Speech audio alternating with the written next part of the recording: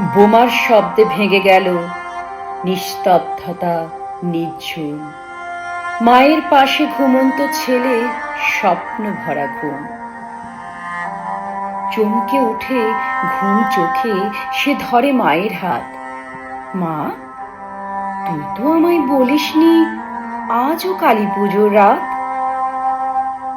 এত জোরে শব্দ কেন? সব লাগছে কেন এলোমেলো? তবে কি মা খুব রোদ পেয়েছে ওদের পটকাবাজিগুলো? একটা পটকা ফাটলে মনে হয় আকাশ ভরা ফাঁক। দূরের ঘরে দেওয়ালে কেন ওই কালো পোড়া দাগ?